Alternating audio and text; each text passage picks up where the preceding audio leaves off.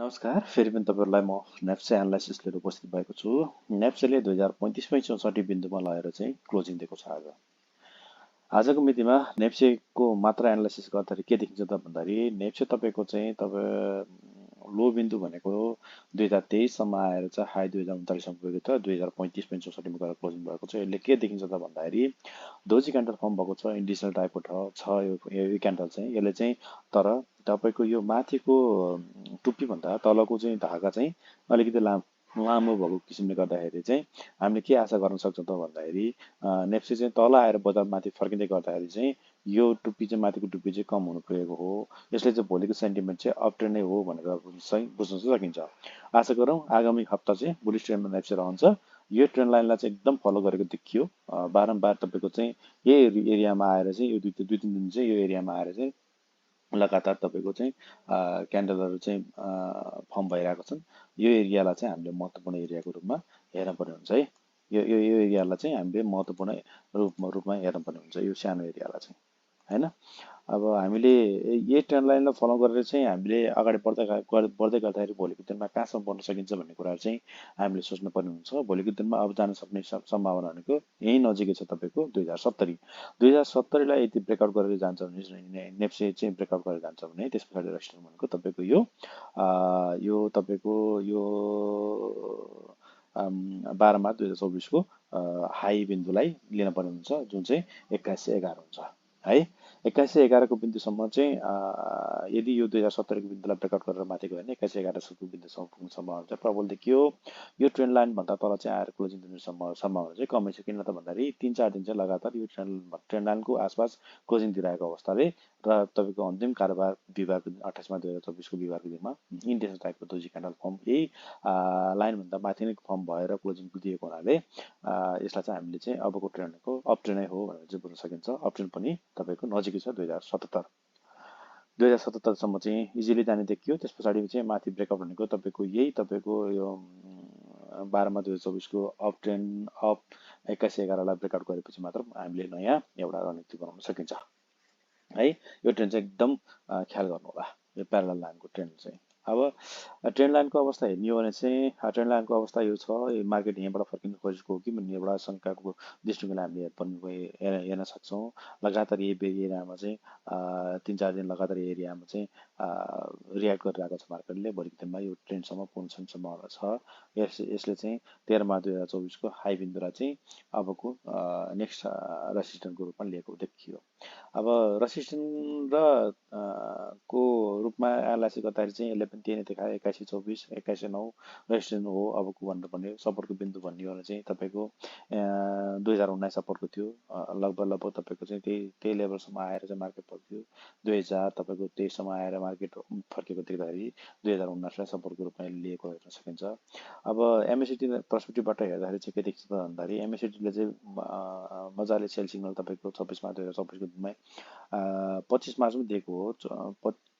25 March 2024मा sale signal दिएको हो र लगातार हिस्टोग्रामहरू पनि नेगेटिभ एरियामा फर्म भइरहेका छन्। जिरो लाइनभन्दा तल चाहिँ तपाईँको एमएसिटी लाइन चाहिँ छिरिसकेको छ भने सिग्नल लाइन छिर्न बाँकी छ। सिग्नल लाइन एमएसिटी लाइन चाहिँ 2011 भन्दा के अरे सिग्नल लाइन तपाईँको यो निलो लाइन र पहेँलो लाइन के अरे एमएसिडी लाइन निलो लाइन र सिग्नल लाइन पहेँलो लाइन लाई जनाउँछ। तर हिस्टोग्राम यो रातो चाहिँ एरिया कि जिरो लाइनभन्दा तल फर्म भएको हुनाले यसले चाहिँ नेगेटिभ सङ्केत भोलिको दिनमा गर्ने हो कि भनेको त्यो गराएको छ। नेगेटिभ त यसले नेगेटिभ सङ्केत सेल सिग्नल दिइसकेको छ। यद्यपि यो भ्यालिडै भइसकेको अवस्था होइन। समग्र रूपमा चाहिँ यदि सेल सिग्नलकै भ्यालिड त भएको हो, तर हामीले चाहिँ यसलाई भ्यालिड रूपमा नलिनु पनि सक्छौँ। किन त भन्दाखेरि एमएसिडी लाइन सिग्नल लाइन चाहिँ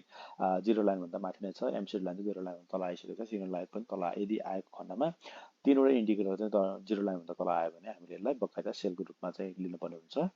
यो चाहिँ नेगेटिभ ट्रेन्ड हो। अबको मोमेन्ट नेगेटिभ नै हुन्छ नेप्सेको निम्बरमा भन्न सकिन्छ। त्यसरी हेर्दाखेरि चाहिँ हामीले अहिले खिचेको प्यारलल लाइनको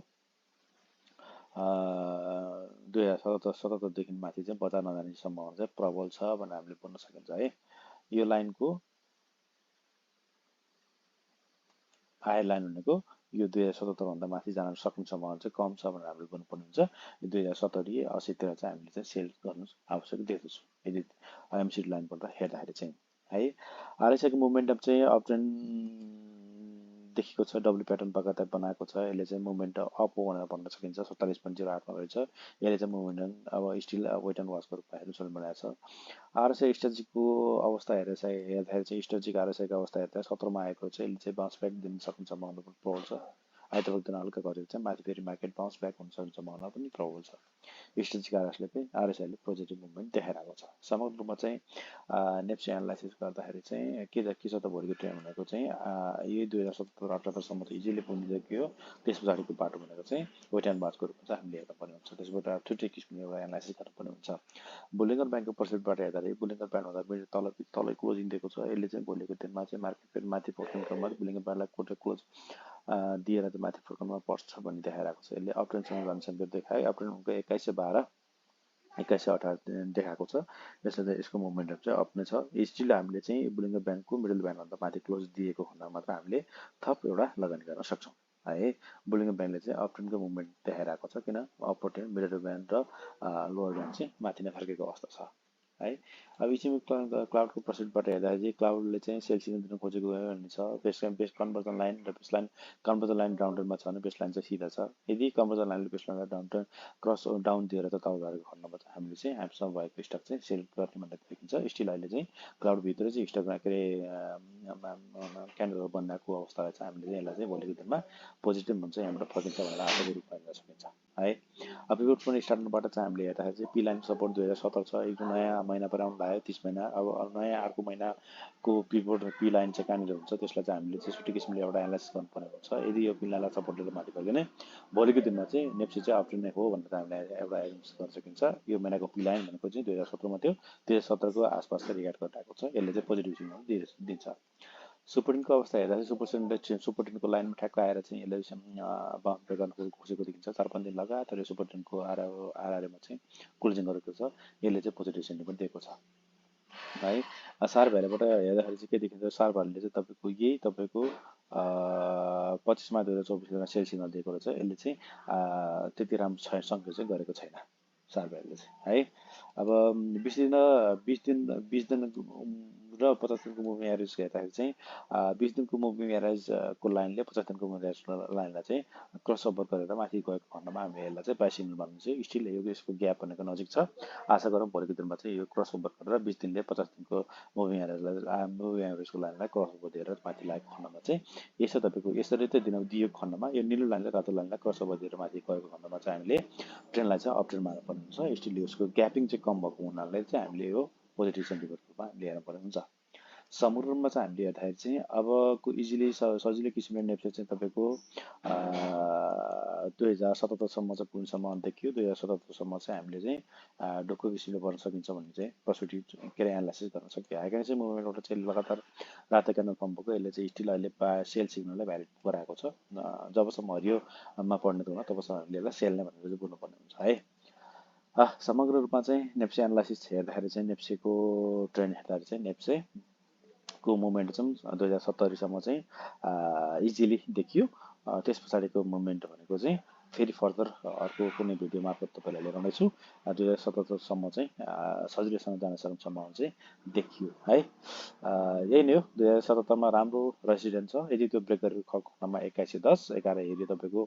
12 मा 2024 को हाईलाई ब्रेक गर्नुपर्छ यदि यो 12 मा 2024 लाई हाईलाई ब्रेक गरेर गएको खण्डमा त्यसपछि हामीले रेसिडेन्ट भनेको सिधै यो तपाईँको 2182 जुन चाहिँ 17 जनवरी 2024 को हुन आउँछ है